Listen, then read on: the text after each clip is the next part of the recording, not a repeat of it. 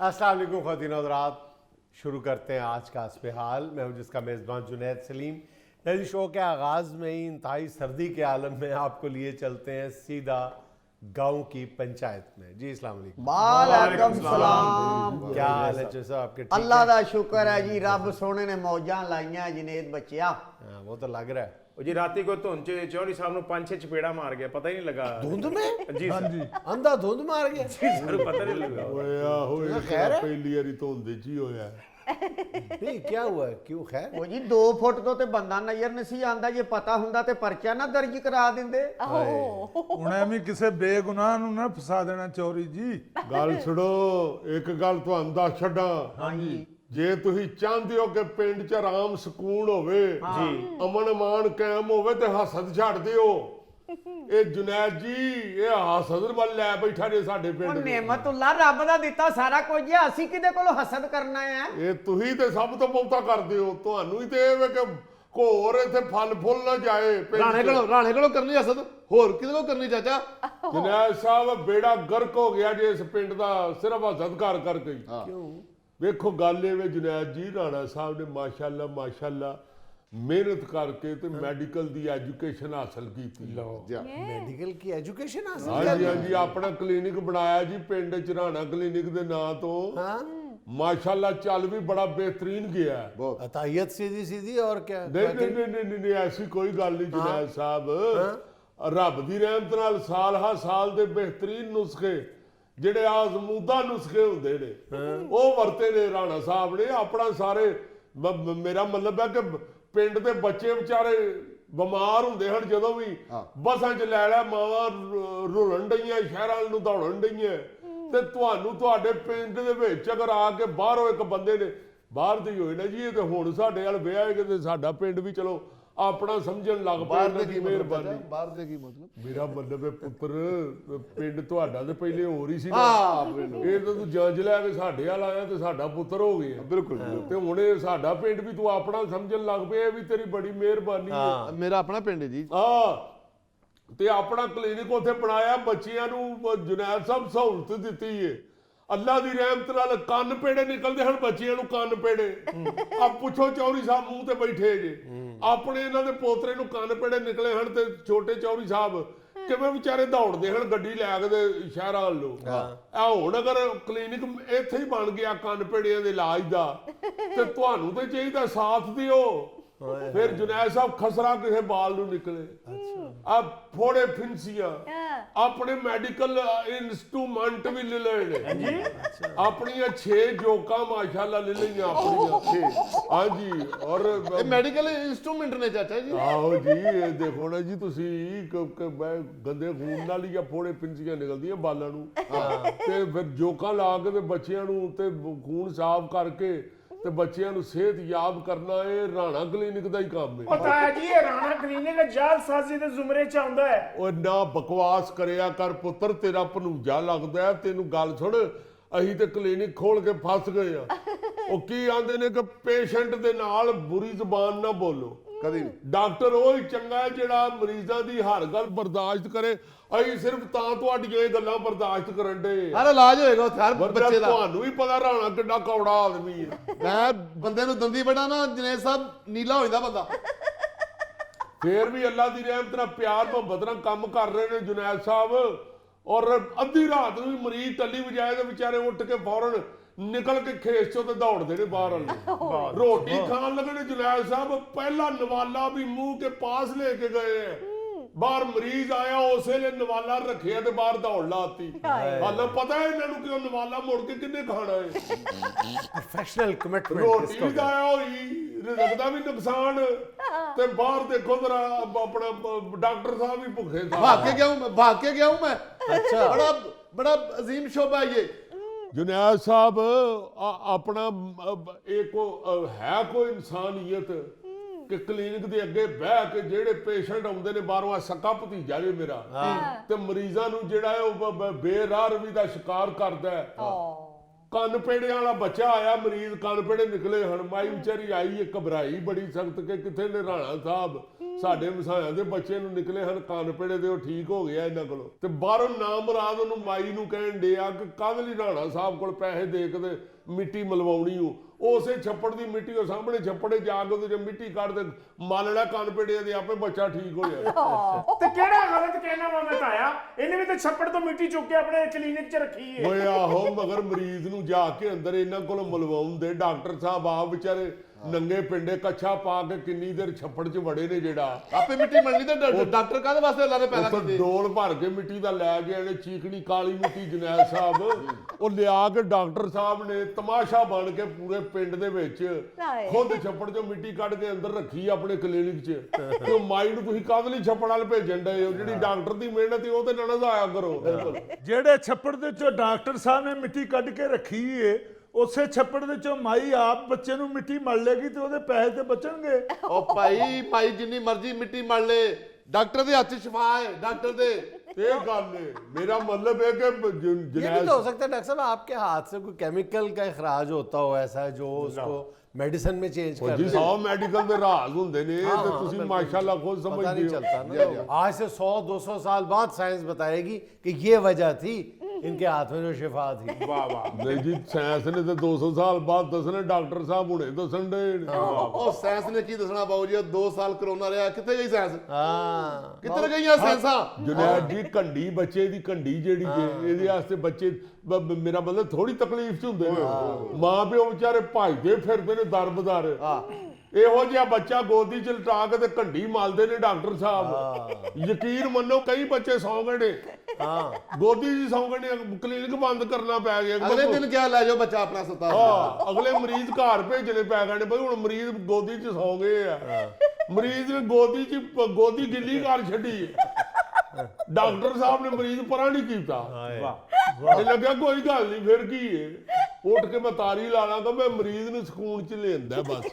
ਬਾਊ ਜਨੇਦ, ਉਹ ਨੀਲੀ ਦਵਾਈ ਨਹੀਂ ਹੁੰਦੀ ਜਿਹੜੀ ਬੱਚਿਆਂ ਦੇ ਮੂੰਹ ਦੇ ਵਿੱਚ ਲਾਈ ਦੀ ਆ? ਰਾਣਾ ਆਪਣੇ ਮੂੰਹ 'ਚ ਲਾ ਕੇ ਤੇ 2-3 ਮਰੀਜ਼ ਡਰਾ ਵੀ ਬੈਠਾ। ਉਹ ਜਾਣ ਦੇ ਚੌਰੀ, ਤੇਰੀ ਖੈਰ ਹੋਵੇ, ਸ਼ੁਕਰ ਕਰ ਅੱਲਾ ਦਾ, ਹੀ ਇੱਜ਼ਤ ਕਰਨੇ ਆ ਤੇਰੀ। ਵਰਨਾ ਤੇਰੇ ਵਰਗਾ ਪਰਿੰਦਾ ਪੂਛਲ ਫੈਲਾ ਕੇ ਤੇ ਐਡਾ ਸੋਹਣਾ ਡਾਂਸ ਕਰਦਾ ਹੈ ਨੀਲੀ ਦਵਾਈ ਕਿ ਦੀ ਗੱਲ ਬਕਾਇਦਾ ਸੋਸ਼ਲ ਮੀਡੀਆ ਤੇ ਫੈਲ ਜਾਂਦੀ ਹੈ ਵੀਡੀਓ। ਕੋਈ 4 ਪੈਸੇ ਅਗਰ ਕਮਾਉਣ ਦੇ ਆ ਮੁੰਡਾ ਸਾਡਾ, ਤੇ ਤੁਸੀਂ ਤੇ ਸਾੜੀ ਗਏ ਹੋ ਬਿਲਕੁਲ। ਕੋਲਾ ਹੋਵੇ। ਉਹ ਕਿਹੜੇ ਪੈਸੇ ਭਈਆ? ਪੈਸੇ ਤੇ ਬਾਊ ਜੀ ਇਹ ਲੈਂਦੇ ਹੀ ਨਹੀਂ। ਆਟਾ, ਕਣਕ, ਕਪਾਹ। ਇਹ ਆਟਾ ਕਣਕ ਕਪਾ ਕੇ ਮੁਫਤ ਆਉਂਦੀ ਏ, ਪੈਸੇ ਦੀ ਆਉਂਦੀ ਹੈ। ਜੁਨੈਦ ਸਾਹਿਬ, ਪਿੰਡਾਂ ਥਾਵਾਂ 'ਚ ਮਰੀਜ਼ ਜਿਹੜੇ ਨੇ ਉਹ ਆਪਣਾ ਪੈਸੇ ਦੀ ਥਾਂ ਤੇ ਚੀਜ਼ਾਂ ਦੇ ਜਾਂਦੇ ਨੇ। ਹਰ ਤਰ੍ਹਾਂ ਦਾ ਇਲਾਜ ਹੁੰਦਾ ਜੀ, ਹਰ ਤਰ੍ਹਾਂ ਤੇ ਦਾ। ਮੇਰਾ ਮਤਲਬ ਹੈ ਕਿ ਰਾਣਾ ਸਾਹਿਬ ਕੋਲ ਇਹ ਚੀਜ਼ਾਂ ਕਿਹੜੀਆਂ ਲੁਕੀ ਜਾਣੇ? ਬੂਹੇ ਅੱਗੇ ਜਾ ਕੇ ਜ਼ਰੂਰ ਗਾ ਗੂ ਕੇ ਆਵਾਜ਼ ਲਾ ਕੇ ਆਟਾ ਲੈਣਾ। ये चंद साल पहले यही आपके राणा साहब शेव करके गंदम वगैरह इकट्ठी कर लेते थे, अब इलाज करके कर लेते ਮੇਰਾ ਮਿਹਨਤ ਮਤਲਬ ਚ ਮਿਹਣਾ ਨਹੀਂ।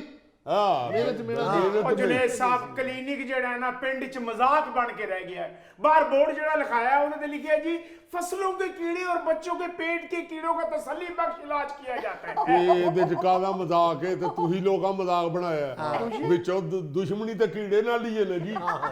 ਉਹ ਭਾਵੇਂ ਫਸਲ ਦਾ ਹੋਵੇ ਤੇ ਭਾਵੇਂ ਪੇਟ ਦਾ ਹੋਵੇ, ਉਹ ਵੀ ਕੀੜਾ ਹੀ ਹੈ। ਹਾਂ ਉਹ ਵੀ ਕੀੜਾ ਹੀ ਹੈ, ਦੋਵੇਂ ਕੀੜੇ ਨੇ। ਤੇ ਰੱਬ ਦੀ ਰਹਿਮਤ ਨਾਲ ਕੀੜੇ ਦੀ ਦੁਸ਼ਮਣੀ ਜੈਸੀ ਰਾਣਾ ਸਾਹਿਬ ਨਾਲ ਇਹ ਨਾ ਹੋ ਸਕਦੀ ਹੈ। किसी दिन गलती से कीड़े मार दवा बच्चे को ना दे दें किसी दिन। ਉਹ ਨਹੀਂ ਜੁਨੈਦ ਜੀ, ਕੀ ਗੱਲ ਕਰਦੇ ਹੋ? ਫਿਰ ਡਾਕਟਰ ਕਾਹਦੇ ਰਹਿ ਗਿਆ ਫਿਰ ਰਾਣਾ ਸਾਹਿਬ? ਹਾਂ, ਮੈਂ ਜੇ ਗੁੱਸੇ ਨਹੀਂ ਪਤਾ, ਅੱਲਾ ਦੀ ਰਹਿਮਤ ਨਾਲ ਪਹਿਲੇ ਆਪ ਚੱਖਦੇ ਨੇ, ਫੇਰ ਦਿੰਦੇ ਨੇ ਦਵਾਈ।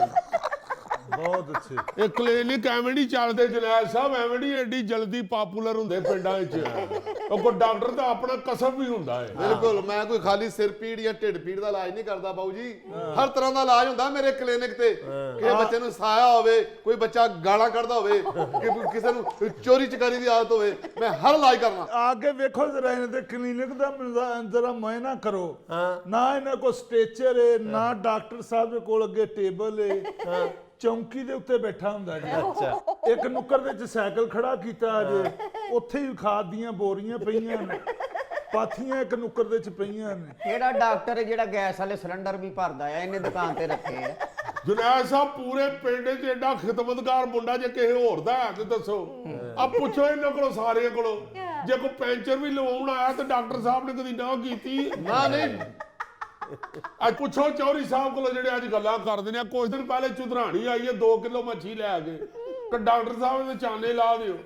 ਡਾਕਟਰ ਸਾਹਿਬ ਨੇ ਫੌਰੀ ਤੌਰ ਤੇ ਮਰੀਜ਼ ਮੱਛੀ ਫੜ ਕੇ ਸਟੇਚਰ ਤੇ ਲੰਮੀ ਪਾਈ ਹੈ, ਮੈਡੀਕਲ ਬਾਕਸ ਵਿੱਚੋਂ ਤਾਰਾਂ ਵਾਲਾ ਬੁਰਸ਼ ਕੱਢਿਆ, ਲੂਣ ਨਹੀਂ ਲਾਇਆ ਚਾਚਾ, ਲੂਣ ਲਾ ਕੇ ਉਸੇ ਵੇਲੇ ਸ਼ੁਰੂ ਹੋ ਗਏ ਨੇ ਫੌਰਨ 2 ਕਿਲੋ ਮੱਛੀ ਤੇ ਚਾਨੇ ਇੰਜ ਚਲਾ ਕੇ ਦਿਓ ਮਾਰ।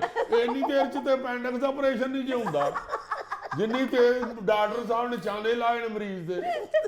मरीज के या मछली के? ਉਹ ਜੁਨੈਦ ਸਾਹਿਬ ਜਦੋਂ ਕਲੀਨਿਕ ਤੇ ਆਈ ਹੈ ਮੱਛੀ ਤੇ ਹਾਂ ਤੇ ਉਹਨੂੰ ਮਰੀਜ਼ ਹੀ ਕਹਿੰਦੇ। ਬਹੁ ਜਨੇਦ ਰਾਣਾ ਸਾਹਿਬ ਦਾ ਬਾਹਦ ਕਲੀਨਿਕ ਹੈ ਜਿਹਦੀ ਕੰਧ ਤੇ ਵੱਡਾ ਲਿਖਿਆ ਸਦਕਾਤ ਜ਼ਕਾਤ ਫਤਰਾਨਾ ਵੀ ਵਸੂਲ ਕੀਆ ਜਾਤਾ ਹੈ।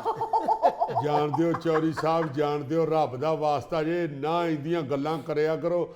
ਅਸੀਂ ਤੁਹਾਡੇ ਬਜ਼ੁਰਗਾਂ ਦੀ ਵਜ੍ਹਾ ਤੋਂ ਤੁਹਾਡੀ ਇੱਜ਼ਤ ਕਰਨੇ ਆ, ਵਰਨਾ ਤੁਹਾਡੇ ਵਰਗਾ ਕੋਈ ਬੱਕਰਾ ਖਰੀਦ ਲਵੇ ਨਾ ਤੇ ਹਰ ਸਾਲ ਇਹ ਕਹਿੰਦੇ ਇਹਨੂੰ ਅਗਲੇ ਸਾਲ ਕਰਾਂਗੇ, ਹਲੇ ਮਾੜਾ। ਚੌਧਰੀ ਸਾਹਿਬ ਐਵੇਂ ਨਹੀਂ ਮਿਹਨਤ ਕਰੀਦੀ ਏ। ਜਨੇਦ ਸਾਹਿਬ ਇੱਕ ਬੱਚੇ ਨੂੰ ਗਲੇ ਪੈ ਗਈ, ਮੈਂ ਉਹਦਾ ਗਲ ਮਲਿਆ, ਗਲ ਮੈਂ ਮਲਣ ਲੱਗਾ ਤਾਂ ਉਹਨੇ ਮੈਨੂੰ ਉਹ ਗਾਲਾਂ ਕੱਢੀਆਂ ਗੰਦੀਆਂ ਬੱਚੇ ਨੇ। ਮੈਂ ਹੁਣ ਉਹਦਾ ਇਲਾਜ ਛੱਡ ਦਵਾਂ? ਇਨਸਾਨੀਅਤ ਇਹਨੂੰ ਕਹਿੰਦੇ ਨੇ। ਉਹ ਗਾਲਾਂ ਕੱਢਦਾ ਰਿਹਾ, ਮੈਂ ਉਹਦਾ ਇਲਾਜ करता रहा। नाज़रीन, यहाँ में लेना एक छोटा सा वक्फा, हमारे साथ रहेंगे। सबसे बड़ा पछतावा लोगों का ये है कि मैंने ज़िंदगी में लोगों के डर से वो नहीं किया जो मैं करना चाहता था या करना चाहता था।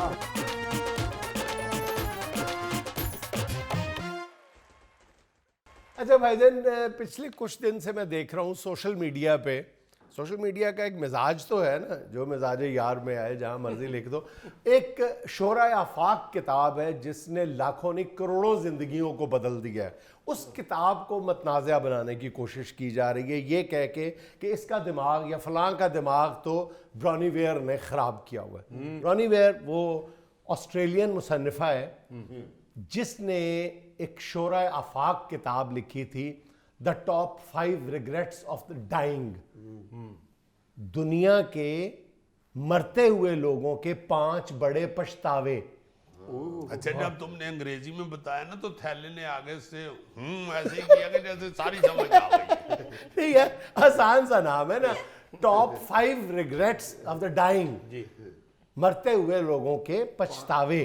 ठीक है, ये जो ब्रॉनीवेयर है, ये है कौन? ये ब्रॉनीवेयर जो है, इसकी उम्र कोई होगी 50-55 के लगभग होगी, और इसको मौका मिला इस खातून को कि इसने मुख्तलिफ नर्सिंग होम्स में काम किया, और जहाँ पे बुज़ुर्ग लोग जो थे वो अपने ज़िंदगी के आखिरी अय्याम गुजार रहे थे, या उन मरीज़ों के साथ काम करने का उस खातून को मौका मिला जिनको डॉक्टर्स ने जवाब दे दिया। ठीक, और फिर इसने वहाँ पे कई महीने गुजारे, और ग़ालिबन 2012 या 13 में इसने ये शोरा आफाक किताब लिखी। और इस किताब में जो उसने 5 पछतावे लिखे लोगों के, उन पछतावों ने या उस किताब ने करोड़ों लोगों की ज़िंदगियां बदल दी, उनकी सोचों के ज़ाविये बदल दिए। और अब मैं ये देख रहा हूँ कि पिछले कुछ दिनों से बहुत सारे जो रिकग्नाइज्ड मुसन्निफ़ीन हैं वो मुख्तलिफ लोगों के वो मतलब मुख्तलिफ जवाज़ बना के कह रहे हैं कि इन लोगों का दिमाग जो है वो ब्रॉनीवेयर ने ख़राब किया हुआ है। ब्रॉनीवेयर ने लिखा क्या था, उसने अखज़ क्या किया था, उसने 5 पछतावे क्या लिखे थे। जो सबसे बड़ा पछतावा लोगों का लिखा था गौरी साहब, वो काबिल गौर है। और उसने लिखा था कि सबसे पहला पछतावा, सबसे बड़ा पछतावा लोगों का ये है कि मैंने ज़िंदगी में लोगों के डर से वो नहीं किया जो मैं करना चाहता था या करना चाहता था। मैंने दूसरों के डर से कि वो क्या कहेंगे, वो क्या कहेंगे, मैंने एक आम सी ख्वाहिश भी अपनी पूरी नहीं की दूसरों के डर से। यानी अगर मेरा जी चाहता था कि मैं फलां काम करूं तो मैंने कहा नहीं, फलां क्या कहेगा। मैंने ये काम नहीं किया फलां के डर से, फलां काम कर सकता था, यानी वो काम कर सकता था एक तो लोगों के डर से, और बाज़ दफ़ा जो है वो अपने रिसोर्सेज के डर से। हालांकि मेरे पास वो रिसोर्सेज भी मौजूद थे, मेरे अंदर ताकत भी थी, मेरे अंदर सलाहियत भी थी, मेरे पास इतने पैसे भी थे, लेकिन फिर भी मैंने किसी न किसी वजह को बुनियाद बना के अपनी वो ख्वाहिश पूरी नहीं की जो मुझे कर लेनी चाहिए थी। और आज जब मैं मरने वाला हूँ या मरने वाली हूँ तो मुझे बड़ा शदीद पछतावा है कि मैंने फ़लाँ काम क्यों नहीं किया। आप ये देखें कि ये जो पछतावा नंबर 1 है, ये वाकई हम छोटी छोटी ख्वाहिशें जो हैं وہ اپنی بغیر کسی وجہ کے، بغیر کسی معقول وجہ کے ہم وہ خواہشیں پوری نہیں کرتے. ہم میں سے کتنے لوگ ہیں جو زندگی کا مزہ اس لیے نہیں لیتے کہ ہم نے ایک اپنے گرد ایک جال بنا ہوا ہے کہ ہم بہت مصروف ہیں یا فلاں کام کریں گے تو لوگ کیا کہیں گے، محلے والے کیا کہیں گے. یار ایک چھوٹی سی بات ہے، دیکھو ہم اکثر یاد ماضی میں ذکر کرتے ہیں کہ سردیوں میں چھت پہ بیٹھ کے کنو کھانے کا کیا مزہ ہوتا تھا، دھوپ میں بیٹھ کے کنو کھانے کا مزہ تھا. ٹھیک ہے، آج کنو بھی ہیں، چھت بھی ہے، دھوپ بھی ہے، لیکن ہم وہ مزہ نہیں لیتے اس لیے کہ مصروف بہت ہے. آپ اندازہ کریں کہ زندگی میں اتنا مزہ آتا ہے کہ آپ کسی بھی وقت دن میں آپ اپنی چھت پہ بیٹھ جائیں، اپنے اہل خانہ کے ساتھ بیٹھ جائیں، اپنے شریک حیات کے ساتھ بیٹھ جائیں، چائے کا ایک کپ پی لیں. اتنا مزیدار کام ہے بھائی جان، اتنا مزیدار کام ہے. ਭਾਜੀ ਕੀ ਯਾਦ ਕਰਾਤਾ ਜੇ ਧੁੱਪੇ ਬਹਿ ਕੇ ਕਿੰਨੂ ਖਾਣ ਦੇ ਬਾਅਦ ਜਿਹੜਾ ਕਰਕੇ 20 ਸੁੱਟਣ ਦਾ ਮਜ਼ਾ ਆਉਂਦਾ ਹੈ ਨਾ, ਹਾਏ ਹਾਏ ਹਾਏ ਹਾਏ. बस अपनी अपनी किस्मत है, कभी मेरे पास किन्नू नहीं होते, कभी धूप नहीं होती. نہیں غلط ہے، یہ بالکل غلط بات ہے. دھوپ بھی ہوتی ہے، کنو بھی ہوتے ہیں، وقت بھی ہوتا ہے، چھت بھی ہوتی ہے، آپ بھی ہوتے ہو، آپ کے گھر والے بھی ہوتے ہیں. نہیں ہوتی تو نیت نہیں ہوتی. ہم نے وہ جو چار دیواری بنا لی. ہاں اور کیا، ہم نے ایسے اپنے ارد گرد خول بنائے ہوئے ہیں. اللہ جی اللہ زندگی سے تندرستی دے، ایتکی ذرا دھوپ نکل لے. اب میں نے کنو لے کے ضرور چھت پہ جانا اور میں نے وہ بی ضرور سٹنا ہے. واہ واہ. اچھا دوسرا پچھتاوا یہ ہے جی زندگی کا، جس میں انسان ساری زندگی سر پٹ دوڑتا ہے اور زندگی کے آخر میں جا کے یہ دیکھتا ہے اور سوچتا ہے کہ یار میں نے زندگی میں بہت زیادہ کام کر بیٹھا ہوں، مجھے زندگی میں اتنا کام نہیں کرنا چاہیے تھا. اس زندگی میں میں نے اپنی اوقات سے، اپنے جسم کی طاقت سے زیادہ کام کیا، اپنے دماغ کی طاقت سے زیادہ کام کیا، مجھے اس کا خمیازہ اب کسی نہ کسی صورت میں بھگتنا پڑ رہا ہے. Like me. ہاں زندگی میں اللہ تعالیٰ تمہیں صحت تندرستی زندگی عطا کرے. سچی مچی میں کسی وقت سوچتا ہوں یار میں سوتا ہی نہیں تھا ایمان سے. ٹیلی ویژن، ریڈیو، تھیٹر، فلم، پاگل ہوئے ہوتے تھے. واقعی کئی دفعہ نہیں سوئے، ساری رات تھیٹر کا ڈرامہ لکھ رہے ہیں اور سویر ہو گئی ہے تو سویرے تاری لا کے ٹی وی تے ریکارڈنگ تے چلے گئے. اچھا ہم اس کو محنت کا نام دیتے ہیں. یہ جو اعتراضات کی ایک فہرست ہے اس میں یہ بھی ہے کہ یہ اعتراض ہے کہ نہیں یہ تو زیادہ کام کر رہے. زیادہ کام کرنے سے نہیں روکا جا رہا، بلا وجہ بلا جواز اور بے تکا کام کرنے سے روکا جا رہا ہے، محنت سے نہیں روکا جا رہا. لیکن یہ کہ آپ at the cost of your health آپ اپنی صحت کی قیمت پہ یہ کام کریں، وہ قابل قبول نہیں ہے.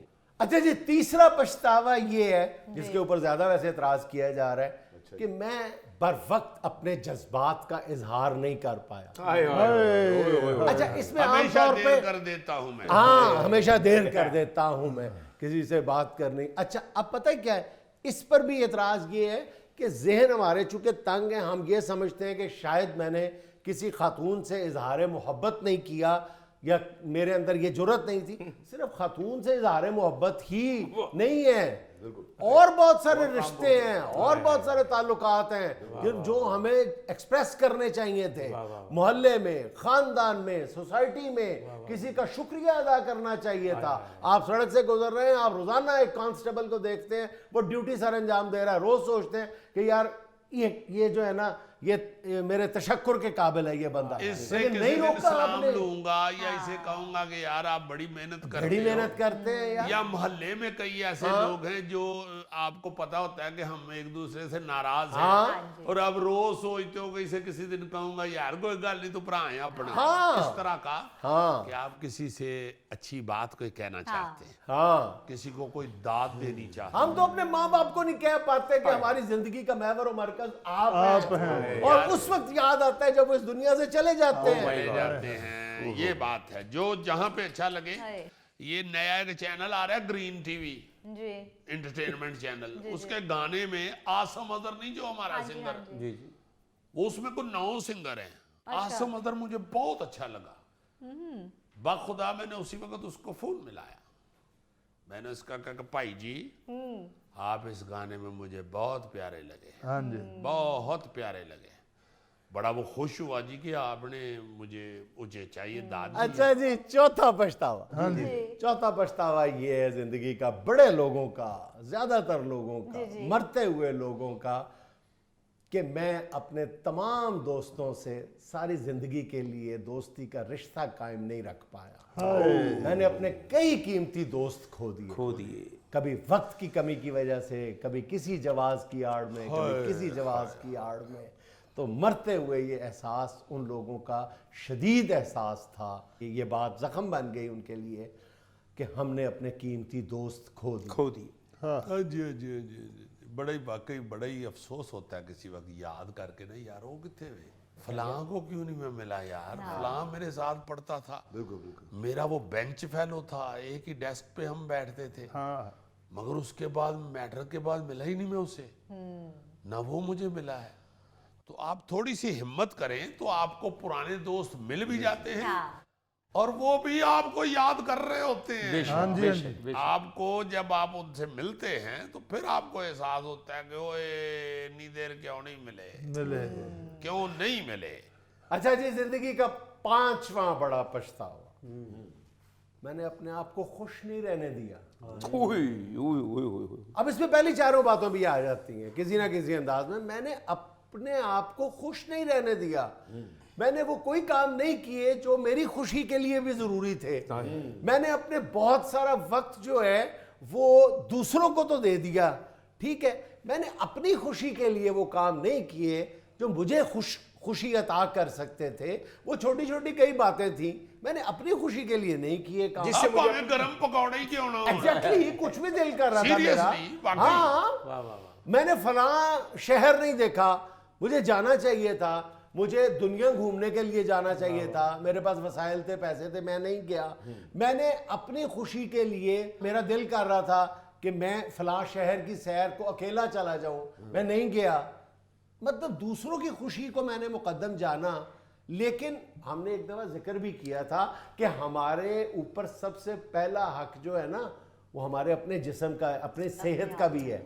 हमने अपनी सेहत का बेड़ा गर्क कर लिया, लेकिन अपने आप को खुश नहीं रखा, दिमागी मरीज बन गए, डिप्रेशन में मुब्तला हो गए, नफ्सियाती मरीज बन गए, अपनी खुशी के लिए कुछ नहीं किया। ये वाकई बड़ी अहम बात है कि हम अपनी मसरूफियत और बिला वजह की मसरूफियत से अपनी कई खुशियां हासिल ही नहीं करते। नाज़रीन, यहाँ में लेना एक छोटा सा वक्फा, हमारे साथ रहिएगा। सारा कुछ हम पे डाल दे, पूरे जंगल हमने ही काटे हैं, पाकिस्तान के भी और बाहर के मुल्कों के। तो तुमने ही काटे और किसने काटे?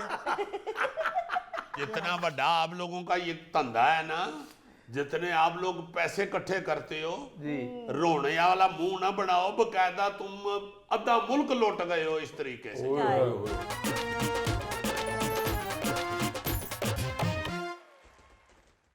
नाज़रीन, लाहौर गुज़िश्ता कई महीनों से दुनिया के आलूदा तरीन शहरों की फहरिस्त में सर फहरिस्त है जी, और पाकिस्तान के दीगर बड़े शहर भी टॉप 10 कंट्रीज़ में किसी न किसी पोजीशन पे मौजूद हैं। आज उसकी एक बड़ी वजह यानी दरख्तों की कटाई का ज़िम्मेदार खड़ा है हमारे हस्बे हाल के इस अलामती कटहरे में। जी भाईजान। अस्सलाम वालेकुम भाईजान। जी भाईजान, आपको पता है कि ये जो आलूदगी फैल रही है उसके एक बड़ी वजह जो है, मुअज्जब जो है, वो आप भी हैं, पता है आपको? मैं जी? जी मैं किस तरह भाईजान? हाँ भाईजान, दरख्त काट रहे हैं, धड़ाधड़ चोरी काट रहे हैं, जायज नाजायज हर तरीके से काट रहे हैं। कारोबार ये है, हाँ? कारोबार ये है, और ये बेशुमार लोग हैं, ये कोई एक कद्दा नहीं है। हर इलाके में बहुत से लोग ऐसे हैं जिनकी रिज़्क रोजी ही दरख्त चोरी करने से वाबस्ता है, और इनको ये पता नहीं है कि ये अपने मुल्क के साथ, इस सरजमीन के साथ कितना बड़ा जुल्म कर रहे हैं, कितना बड़ा ये जुर्म कर रहे हैं। असल में बाकी पाजनैद कंट्रीज में जहाँ पे इस चीज़ का ख्याल रखा जाता है ना जी, वहाँ पे सजाएं भी बड़ी डाढ़ी हैं भाईजान। बाहर कमो बेश हर मुल्क में दरख्त काटना इंसानी कत्ल के मुतरादिफ समझा जाता है। तो यहाँ पे 5,000 रुपया जुर्माना है और ज्यादा से ज्यादा 6 महीने कैद है। वो जुर्माना जुर्मूना ही 4-5 हज़ार दे के छुट जाते हैं। वैसे तो खुद महकमे सारे मिल के ये काम करवाते हैं, उसमें म्यूनसिपल कारपोरेशन हो या महकमा जंगलात हो, जी। वो चंद FIR हर साल काट के तो खाना पूरी कर लेते हैं और फिर खुद ही वो जो है FIR इस तरह की बना देते हैं, कोई जुर्माने से ही निबड़ जाए काम। ओ मेरे सोने हो, मेरे हीरे हो। और भाई जब सोने को कहते हैं ना तो सबकी तरफ मुंह करते हैं। ठहर जाओ भाई, तुझको अपने हुसन की पड़ी हुई है। पाजी देखें गैस तो आ नहीं रही, लोग लकड़ जला के गुजारा कर रहे हैं। अगर हम भी आपको ये लकड़ सप्लाई ना करें, अब तो मिल रही है 1000 रुपये मन, 2000 क्या 3000 रुपये मन भी आप लोगों को लकड़ ना लगे। और फिर बाबूजी आजकल जेड़ा नवा घर बनता है उसमें लकड़ का तो काम होता है, उसमें मनो टनो लकड़ लगती है, वो भी हम अगर सप्लाई ना करें तो कंधों को क्या प्लास्टिक के साथ सजाएंगे आप लोग। ओ भाई, लीगल तरीके से टेंडरिंग के जरिए जो हुकूमत आपको दरख्त काटने की इजाजत देती है, सिर्फ वही काटो ना। आप इलीगल दरख्त काटते हो, चोरी काटते हो, चोरी के मुर्तकब होते हो सीधे सीधे। असल में जुनैद देखो ना जरा, बेड़ा गर्क आहिस्ता आहिस्ता हमने खुद अपना हर मामले में किया है। अंग्रेज के वक्त में ना जी हर दरख्त पे नंबर लगा होता था जी। बाकायदा रिकॉर्ड में गिनती मौजूद होती थी कि कितने दरख्त जो हैं वो लगे हुए हैं और फिर कितने बेचे हैं गवर्नमेंट ने, कितने नए लगाए हैं। दरख्तों की नंबरिंग बताती थी और रजिस्टरों में उनका अंदराज होता था। अब वो 15-20 साल से आप देखो दरख्तों के ऊपर नंबर शंबर खत्म हो गया। बिल्कुल। अब बेहिसाबा काम हो रहा है, बीजे भी बेहिसाबे जा रहे हैं, कट्टे भी बेहिसाबे जा रहे हैं, चोरी भी बेहिसाबी हो रही है, मौज लगी हुई है। दुनिया में आम तौर पे कहा जाता है कि अगर आप एक दरख्त काटते हैं, जी। काटते बाद में पहले 500 पौधे लगाते हैं, 500 दरख्त लगाते हैं, आपको एक दरख्त काटने की इजाजत मिलती है। ਇੱਥੇ ਬਾਊ ਜੀ 500 ਕੱਟਦੇ ਨੇ ਤੇ ਇੱਕ ਲਾਉਂਦੇ ਨੇ। एग्जैक्टली। ये जो पूरा दरख्त जड़ों से खींच के मसवाक करता है उसका नहीं आपको नजर आता कि वो भी दरख्त घट हो रहा है दुनिया से। यार इस पे जुर्म देखो, इस पे FIR देखो कितनी सख्त है, लेकिन चूंकि मामला गोगे का है तो उसको जुगत, इसको फांसी के फंदे में भी गोगे को जुगत लगानी याद रहेगी। और उसको देखो जरा मसवाक करा रहा है दरख्त की, हालांकि खुद एक दरख्त पे बैठ के 2-3 महीने के अंदर चुंज के साथ सुराख निकाल के दरख्त को खोखला करके उसमें अपनी रिहाइश बनाता है। ये तो उस वक्त इसे एहसास नहीं होता कि मैं नुकसान कर रहा हूं। ऐसा कारीगर है टूथपिक से ये मसवाक कर रहा होता है। ਹੁਣ ਅੱਛਾ ਰਿਹਾ ਹੈ, ਇੱਕ हैंडसम ਨੂੰ जुगत लगा के आवाम का एहतजाज देख रहे हो। अब भी कुछ शर्म करो, दरख्त मत काटो। अवाम तुझ पे एहतजाज नहीं कर रही, अवाम अपने लाफ्टर ले रही है। अच्छा। ये तो ऐसी दीदा दिलेरी से ये काम करते हैं ना जी कि दिन दिहाड़े चानने सुबह के टाइम भी अगर ये दरख्त वरख्त काट रहे हो ना, और अगर इनको कोई पूछ ही ले, कोई इंसानियत से मोहब्बत करने वाला बंदा, कोई हिसास आदमी अगर पूछ ले कि भाई जी क्यों दरख्त काट रहे हो, तो सीधा महकमे के बंदे बन जाते हैं कि हम भाई महकमा जंगलात की तरफ से आए या महकमा कारपोरेशन की तरफ से आए हैं, ये महकमे की तरफ से आर्डर है, ये चूंकि दरख्त गिरने वाला है या खराब हो, कोई बहाना लगा देते हैं, इसलिए महकमे ने कहा कि इसको काट दो। और अगर फिर इनसे कोई पूछे ना कि अगर आप महकमे की तरफ से हो तो महकमे का ट्रक कहाँ है, गाड़ी कहाँ है, तो कहते हैं वो अफसर के बेटे की बारात लेके गई हुई। अंदाजा करो यार, यानी अफसर दे बेटे दी बरात ट्रक ते गई, देखो ये अफसर दे बेटे दी बरात है या लकड़ दी गेलियां ने। डाल दे जी, सारा कुछ हम पे डाल दे। पूरे जंगल हमने ही काटे हैं, पाकिस्तान के भी और बाहर के मुल्कों के भी। तो तुमने ही काटे हैं और किसने काटे? जितना बड़ा आप लोगों का ये धंधा है ना, जितने आप लोग पैसे इकट्ठे करते हो, रोने वाला मुंह ना बनाओ, बकायदा तुम आधा मुल्क लौट गए हो इस तरीके से।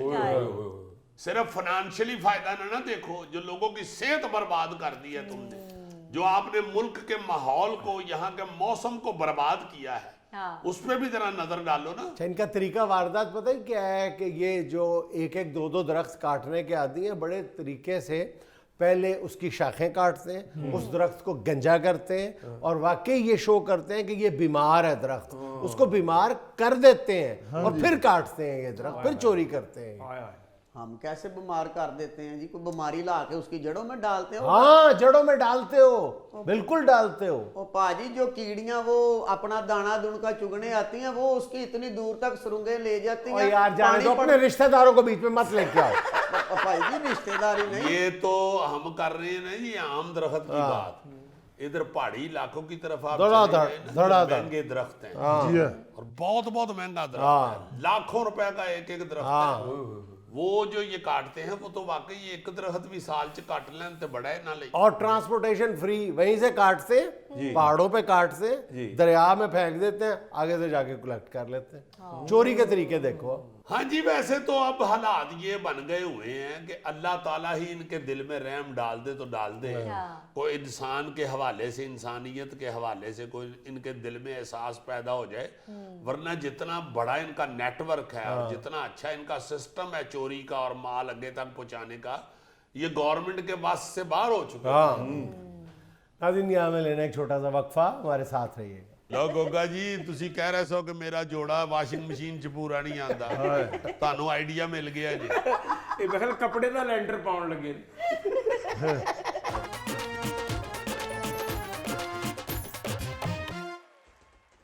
ज़रूरत ईजाद की माँ बहुत सुना होगा जी, लेकिन ज़रूरत ईजाद की नानी, दादी, परनानी सब कुछ है, कभी गौर करना है। अच्छा। ये देखिए, छतरी है जी, उस पर उसने हैंगर लगाया है अपने हाथों को फ्री करने के लिए। देखो वो क्या कुछ कर रहा है। बारिश हो रही है। ये देखिए, वो देखिए हैंगर, अभी और देखना क्या क्या करेगा। अरे वाह, अच्छा, वाह वाह, हाय हाय, क्या कहने। बहुत बहुत अच्छे। हाथ इसलिए फ्री छोड़े हुए ताकि ठंड लगे तो मैं हाथ बांध सकूं। और भाई हाथ उसने इसलिए फ्री किए हैं कि रास्ते में उसने नान पकौड़े खाने हैं। ओ भाई, हाथ उसने इसलिए फ्री किए हैं कि रात को उसने देर से इसी हालत में वापस आना है, बीवी ने जुत्ती मारनी है, उसने हाथ से रोकनी है। वाह वाह वाह वाह वाह, देखो हमारे सारे दानिश्वरों को अपनी अपनी पड़ी है। अच्छा जी, एक और जरूरत, एक और इजाद और एक और माँ।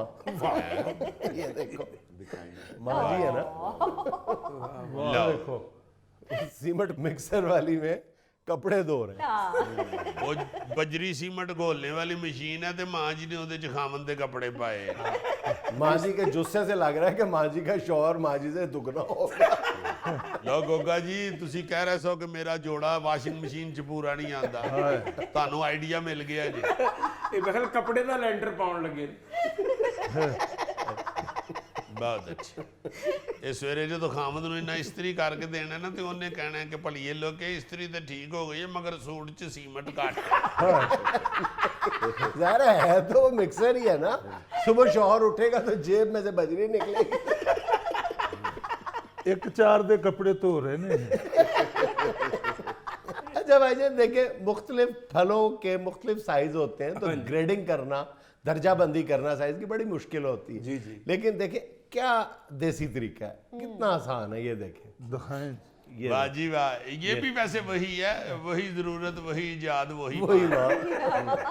ये जरा माँ जी स्मार्ट ने, ये देखे जरा वाकई यार, वाह वाह, उन्होंने जो तरीका अपनाया है, जिस साइज का भी वो माल्टा है उसी डिब्बे में गिर जाता है। बहुत अच्छा। गालबन ग्रेप फ्रूट है। अच्छा, हाँ, ये जो छोटी छोटी सब्जी मंडियां हैं ना, ये जिनके छोटे लेवल के काम हैं, जी जी, वहां पे वाकई इस तरह के बहुत सी चुगाठ लगाते हैं लोग।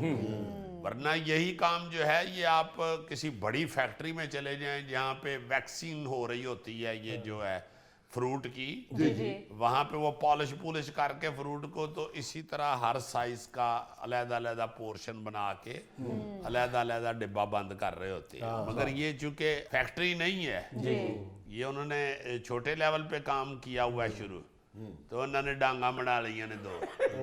वो पहले डिब्बे में तो गिरी नहीं रहा कोई। आहो जी, ओडा को साइज दा आएगा तो डिग पेगा। छोटे साइज के गिर रहे हैं, छोटे साइज के पहले डब्बे में गिर रहे हैं। ਤੁਸੀਂ ਪਹਿਲਾ ਡੱਬਾ ਲੈਣਾ ਹੈ ਜਾਂ ਆਖਰੀ? ਆਖਰੀ ਤੇ ਗੋਗੇ ਨੇ ਲੈ ਲਏ ਆ। अच्छा जी, गौरी ने कहना है जेड़ा मुफ्त मिले। अच्छा भाईजान, आप लोग एतराज कर रहे थे अगले रोज के जुल्फी भाभी का हाथ नहीं बटाता कामों में, गलत इल्जाम। ये देखें, बहुत अच्छी, एडा समझदार बांदर है यार। और 1.5-2 किलो निकालने के बाद इसने बहाना लगाना है जी मैंने शो पे भी जाना है, जाने दे मुझे। क्या तेजी से बांदर फलियां निकाल रहा है। अरे ना भैन होरां ने जो खामन दफ्तरों आना ना तो ਉਹਦੇ ਅੱਗੇ ਰੱਖ ਕੇ कहना कि अपने हाथों से मैंने आपके लिए फलियां बनाई और उन्हें अद्धी को रोटी खा के कहना कि ਤੁਹਾਡੇ ਹੱਥਾਂ ਚੋਂ बांदर की स्मेल क्यों आ रही है। खातून भी कोई सियानी है, उसने आगे से कह देना नहीं नहीं नहीं बनाइया मैं आपने चूल्हा चिड़िया घरों मंगाया। और जुल्फी ने छील के 2 छिलकों के दरमियान रात को इसी में सो जाना। नाज़रीन, ये था आज का इसमें हाल। और चलते चलते आज की छोटी सी बात, ये दुनिया का बेहतरीन काम अपने काम से काम। नहीं, खुश रहें, खुश रखें। आपसे मुलाकात होगी इंशाल्लाह अगले हफ्ते। अल्लाह हाफ़िज़।